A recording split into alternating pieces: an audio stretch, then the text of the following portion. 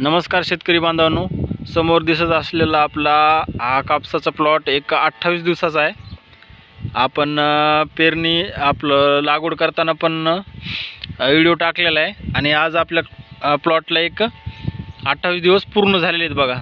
तर आज आपण आपल्या कापसाला पहिला खताचा डोस देत आहोत। बघा बरेच जण इधर चुकत असतात बघा, नत्राचं प्रमाण जास्त असलेल्या कापसाला आपण खत देत असतो।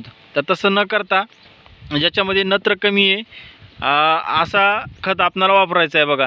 DAP 14-35-14 हे न वापरता आपल्याला काय करायचं आहे, 10-26-26 ची बॅग वापरायची बघा। इथं आपण घेतलेली आहे, तुम्ही बघू शकताय 10-26-26। बघा मित्रांनो, कोणी फुकट जरी दिले DAP 14-35-14 फुकट जरी दिलं तरी आपण घ्यायचं नाही, आपण फक्त 10-26-26च पेरायचा। कारण कसं आहे माहिती आहे का, याच्यामध्ये नत्राचं प्रमाण कमी आहे आणि पोटॅशचं प्रमाण जास्त आहे, त्यामुळे काय करायचं आहे 10-26-26 घ्यायचं आहे। तर बघा बरेच जण काय करतात, खताचा डोस देताना एकरी 2 बॅग 2.5 बॅग 3 बॅग असं देतात। तर तुम्हाला योग्य प्रमाण सांगतो मित्रांनो, पहिला खताचा डोस देताना आपणाला एकरी एकच बॅग वापरायची, ना जास्त ना कमी।